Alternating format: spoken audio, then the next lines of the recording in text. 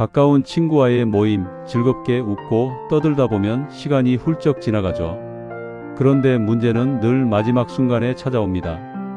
바로 밥값 계산이에요. 별것 아닌 것 같지만 이때 던져지는 한마디가 마음에 가시처럼 남아 오랫동안 관계를 흔들기도 합니다. 혹시 여러분도 떠오르는 사람이 있나요? 아, 그때 그 말 때문에 기분 상했었지 하는 경험이요. 오늘 이야기를 끝까지 들으시면 이런 속상한 상황을 지혜롭게 넘길 방법을 알게 되실 겁니다. 그리고 혹시 비슷한 일로 마음 아파하는 지인이 있다면 이 영상을 꼭 함께 나눠주세요. 여러분의 작은 공유가 누군가에겐 큰 위로가 될 수 있으니까요. 자, 그럼 지금부터 밥값 계산에 숨은 인간관계의 진짜 심리를 하나씩 풀어가 보겠습니다. 첫 번째로 떠오르는 상황은 내가 내는 게 당연하지 않나? 라는 분위기를 풍기는 경우입니다. 68세 이선영 씨는 은퇴 후 오랜 친구들과 자주 만납니다. 모임 분위기는 늘 좋았지만 밥값 계산이 문제였습니다. 몇몇 친구들이 장난처럼 너는 연금도 잘 나오잖아. 오늘은 내가 내야지라고 말하는 겁니다. 처음에는 웃으며 넘겼지만 반복되다 보니 이선영 씨 마음은 점점 불편해졌습니다. 어느 순간부터는 모임이 반갑기보다 부담스럽게 다가왔죠. 사실 이런 경험 많은 분들이 해보셨을 겁니다. 돈이 있느냐 없느냐보다 더 중요한 건 태도입니다.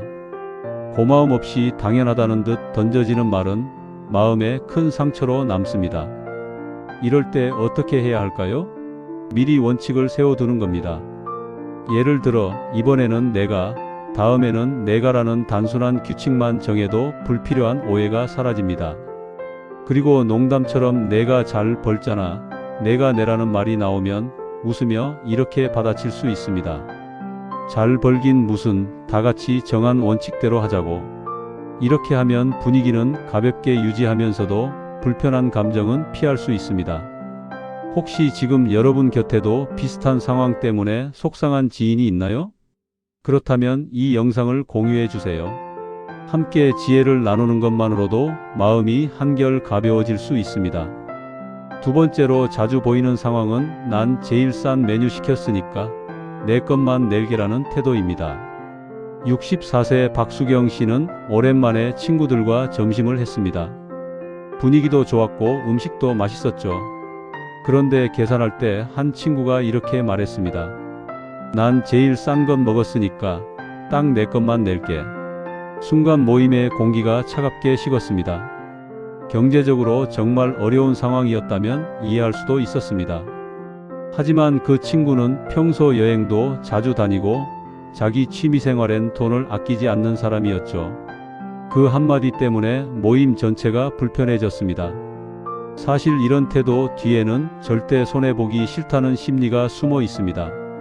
심리학자 애덤 그랜트는 인간관계를 세 가지 유형으로 구분했죠. 늘 더 얻으려는 테이커, 받은 만큼만 주는 매처, 기꺼이 베푸는 기버. 단기적으로는 테이커가 이익을 보는 것처럼 보이지만 장기적으로 신뢰와 존경을 얻고 성공하는 사람은 결국 기버라고 말했습니다. 여러분 생각해 보세요. 밥값 계산 하나에서도 기버의 태도를 가진 사람은 오히려 관계를 더 단단하게 지켜냅니다. 조금 더 낼 수 있지만 분위기를 위해 기꺼이 내주는 거죠. 이런 작은 선택들이 결국은 오래가는 우정을 만듭니다. 혹시 이런 경험을 한 지인이 떠오르신다면 지금 전화 한번 해보세요. 그분도 분명 공감하시고 속상한 마음이 조금은 풀리실 겁니다. 세 번째 사례는 항상 타이밍을 놓치는 사람입니다. 72세 장상철 씨는 예전 회사 후배와 종종 밥을 먹었습니다. 그런데 이상하게도 계산할 때마다 후배는 늘 이렇게 말했죠. 벌써 계산하셨어요? 제가 내려 했는데. 한두 번은 그냥 웃어넘길 수 있습니다. 하지만 10번이면 10번, 단 한 번도 계산하지 않는다면 그 말이 진심일까요? 결국 장상철 씨는 후배와의 만남 자체가 꺼려졌습니다. 늘 내가 또 당했구나라는 기분이 남았기 때문입니다. 심리학적으로는 이런 행동에 손실 회피 심리와 체면 심리가 숨어 있습니다. 돈은 쓰고 싶지 않지만 좋은 사람처럼 보이고 싶으니 계산 끝난 후에야 말하는 겁니다. 이럴 때는 어떻게 해야 할까요? 첫째, 계산 기회를 직접 열어주기입니다. 오늘은 내가 계산할래? 하고요. 둘째, 다음으로 넘기지 않기입니다. 다음번에 낼게라는 말은 거의 실행되지 않으니까요. 셋째, 정중히 짚어주기입니다.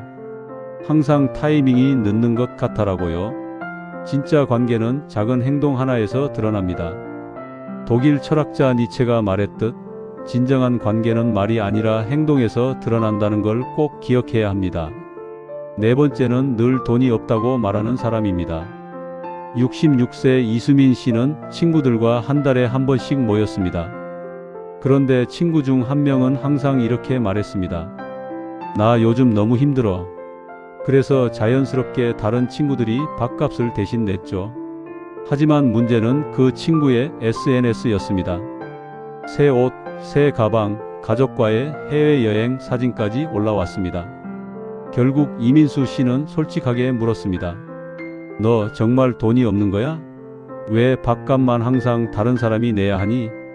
공자님은 이런 말씀을 하셨습니다. 군자는 의리에 밝지만 소인은 이익에 밝다.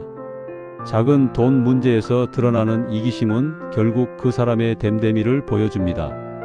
밥 한 끼조차 진심으로 나누지 못하는 관계라면 그건 오래 갈 수 없겠지요. 여러분 주변에도 혹시 이런 친구가 있으신가요? 그렇다면 이 영상을 함께 보시면서 관계를 다시 한번 돌아보는 계기를 삼아 보시면 어떨까요? 다섯 번째는 특정 유형이라기보다 작은 말 한마디가 남기는 상처입니다. 너 잘 벌잖아. 이번엔 내가 내. 아, 오늘은 내가 싸게 먹었으니까 내 것만. 말은 농담처럼 가볍게 던졌지만 듣는 사람의 마음에는 오래 남습니다. 누군가에겐 그 말이 목에 걸린 가시처럼 불편함을 주죠. 결국 중요한 건 돈이 아니라 배려와 존중입니다. 밥값은 단순히 돈을 내는 일이 아니라 함께한 시간에 대한 감사의 표현이니까요. 오늘은 밥값 계산 속에 숨어있는 인간관계의 심리를 살펴봤습니다. 당연하게 여기는 태도, 자기 것만 챙기려는 마음, 늘 타이밍을 놓치는 행동, 돈 없는 척하며 피하는 습관, 그리고 농담처럼 던지는 말 한마디까지 이 모든 것들이 결국은 관계의 신뢰를 흔들 수 있습니다. 여러분, 밥 한 끼는 단순한 식사가 아닙니다. 서로의 마음을 나누고 관계를 이어주는 소중한 자리입니다. 그러니 오늘 영상에서 나눈 지혜를 기억하시고 작은 순간일수록 더 따뜻하게 배려하는 사람이 되시길 바랍니다. 이 영상이 도움이 되셨다면 좋아요와 구독 부탁드립니다. 그리고 혹시 떠오르는 지인이 있다면 꼭 공유해 주세요. 여러분의 작은 나눔이 누군가의 마음을 지켜줄 수 있습니다. 지금까지 지혜의 마당이었습니다. 함께 해주셔서 감사합니다.